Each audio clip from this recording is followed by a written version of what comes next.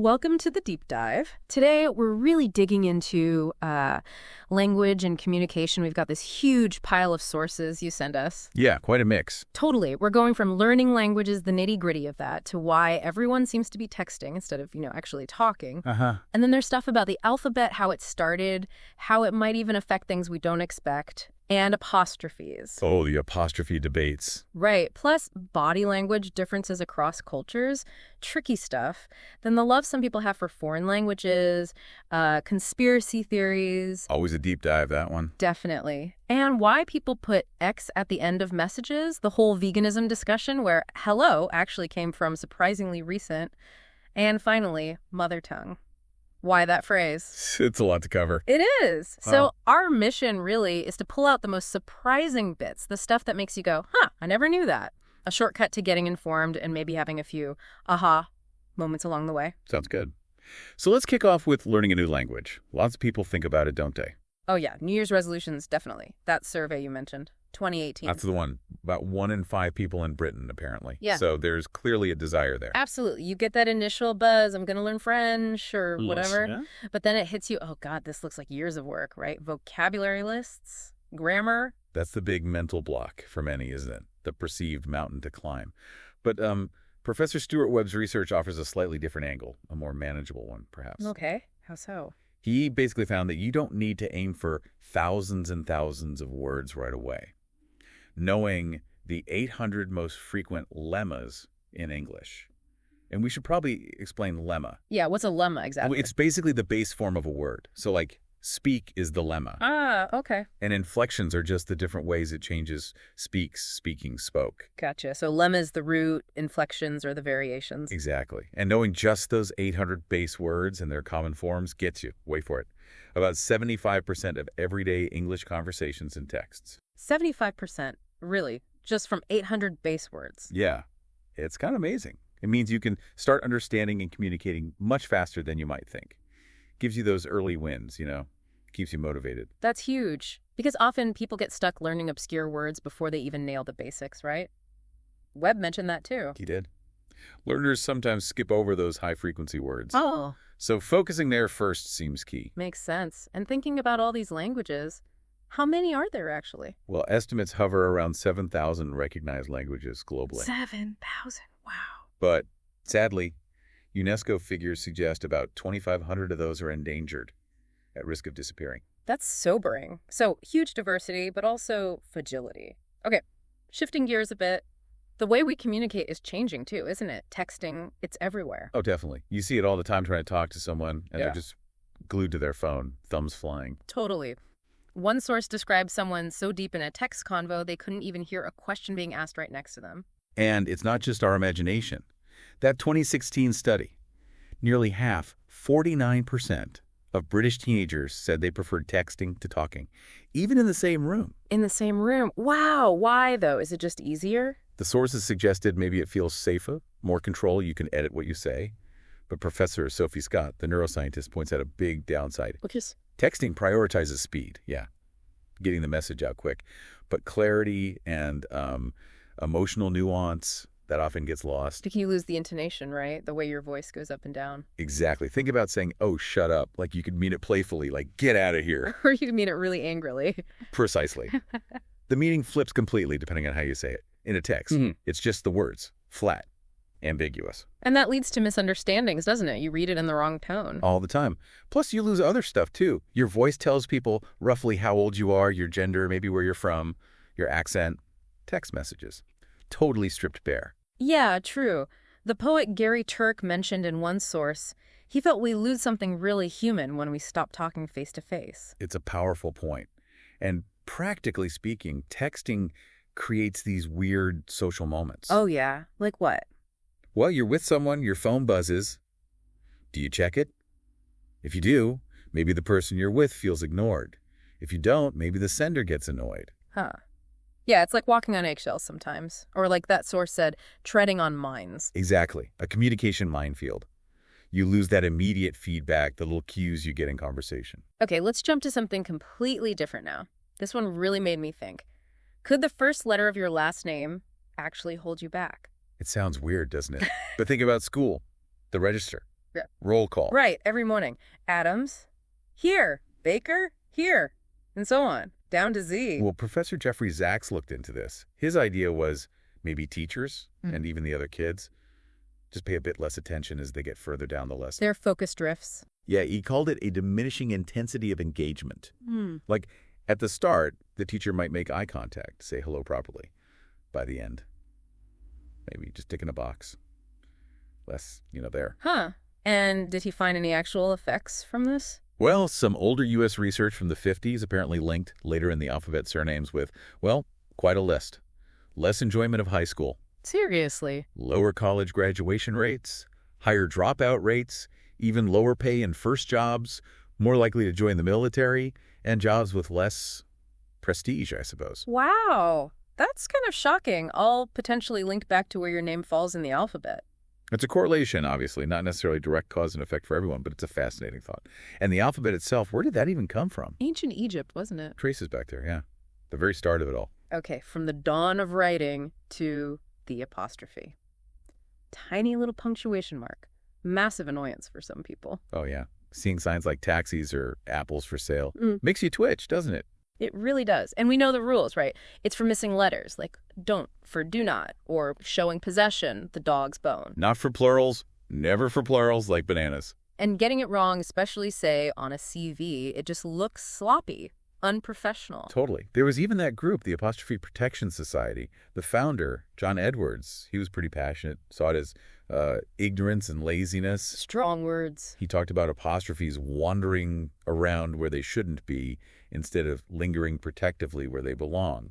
Quite poetic, really. For a punctuation mark. And the word itself, apostrophe, that comes from Greek, right? Yep, Greek origin. Now, thinking about miscommunication, it's not just words or punctuation, is it? Body language is huge, Yeah. especially across cultures. Oh, absolutely. A gesture that's totally normal for you might mean something completely different, or even rude somewhere else. The classic one is the head shake. For many of us, shaking your head means no. Simple. Right. But in Bulgaria, parts of Albania, shaking your head means yes. Get out! Yeah. And nodding means no. Imagine trying to buy something or ask for directions. Total confusion. That's a huge reminder to be careful with gestures when you meet people from different backgrounds. Yeah. Avoid a faux pas, as they say. Definitely. Even the thumbs up, which feels pretty universal positive to many of us. Yeah. What about... Can be quite offensive in parts of the Middle East. Yeah. Like really offensive. Good to know. Wow. Professor Erin Meyer told that story about Dubai, didn't she? Seeing what looked like an argument. Yeah, raised voices, lots of hand movements, gesticulating, she called it. She thought it was aggressive. But it wasn't. No, it's just someone giving directions. They're being emotionally expressive in a way that's normal there, but seemed intense to her initially. Shows how we filter things through our own cultural lens. It really does. Okay, let's talk about something more joyful, people who learn lots of languages. Polyglots. Bonjour, la, guten Tag. It's impressive, isn't it? The term polyglot, of course, comes from poly, meaning many. But why do people do it, especially languages they don't need for work and travel? Well, Richard Simcott, who speaks a lot of languages himself, put it down to sheer enjoyment, a fascination with the language, the culture behind it, learning for the love of it. That makes sense. Nelson Mandela had that great quote, didn't he, about speaking someone's own language? Yes. If you talk to a man in a language he understands, that goes to his head. If you talk to him in his language, that goes to his heart. Beautifully put. It really is. Connects on a deeper level. Some say it's good for the head, heart, and soul. And there might be brain benefits, too. That Harvard neuroscientist Eve Fedorenko, her research had a surprising twist. Oh, yeah. What does she find? You might expect the language bits of the brain to be bigger in polyglots, right? Yeah. More developed. Yeah, sounds logical. But actually, they appeared smaller. The idea is the brain becomes more efficient, more streamlined. Like it prunes away unnecessary connections and strengthens the important pathways. Better proficiency leads to leaner processing. Huh. So more efficient, not necessarily bigger, like a well-trained muscle. Kinda, yeah. The brain adapts. It gets better at the job. Fascinating. Okay, let's switch gears again into murkier waters. Conspiracy theories. It's so easy to fall down the rabbit hole online, isn't it? It really is. And it often stems from a basic human need, you know? Yeah. When things feel uncertain or scary, like during a crisis, we look for information for answers to feel more secure. But that search can lead you to, well, misinformation, bad information. Exactly. And certain figures become targets. Bill Gates, for example, seems to attract a lot of them. Yeah, the sources mentioned the English Voice Club trying to debunk some crazy stuff about him. There was that quiz. What was he accused of? Being in the Chinese Communist Party, an alien lizard, or involved in JFK's assassination. And the answer, bizarrely, was the Chinese Communist Party won. Seriously, wow. Yeah, and then there was that avalanche, as one source put it, of theories linking him to the coronavirus, using his vaccine work as a false pretext for some kind of evil plan. Just completely bonkers stuff, treated with a lot of disdain by fact-checkers. So how do you even talk to someone who believes this stuff? It's hard. Dr. Javen Byford had some good advice. He said, try to separate the theory from the person. You can think the theory is nonsense, but approach the person with some understanding. Don't judge. Try and see what fear or concern might be underneath it. Okay, so empathy first. Yeah. And maybe share facts neutrally, but don't expect to instantly change their mind. Pushing too hard can backfire. Right. But what about really dangerous ones, like anti-vaccine stuff? That's different, isn't it? When it has real-world harm potential, you do need to get to the bottom of the claims, challenge the misinformation more directly, perhaps. But still, avoiding broad, sweeping claims in any discussion is usually a good idea. Makes sense. Okay, let's lighten the mood. That little X people put at the end of texts or emails. Ah, yes, the kisses. It literally means a kiss, right? Yeah. And more X's mean more kisses, more affection. Generally, yeah. And Dr. Laura Wright found evidence of this going way back to at least 1763. 1763, wow. Why X, though? The theory is it might relate to the Greek letter chi, pronounced K-ocean. Sounds a bit like kiss. Ugh, kiss. Okay, yeah, I can hear that. Like the source said, the penny has just dropped. Exactly. But it's mainly for friends and family, isn't it? You wouldn't usually put it on a formal email. Definitely not. Professor Nils Lammer told that funny story about his German colleague. Oh, yeah. Who didn't know the custom? Right. And put X's on everything, including letters to the Inland Revenue, the tax office. Huh. Imagine the tax inspector's face. The presenter joked they probably docked him 20 quid, took 20 pounds off his refund. Probably. And speaking of letters, we have 26, but Khmer, the language in Cambodia, 74 letters. 74. Incredible. Okay, another topic that stirs things up. Veganism. Is it just a food fad or something more lasting? It's definitely a big conversation right now, and it often involves persuading people, doesn't it?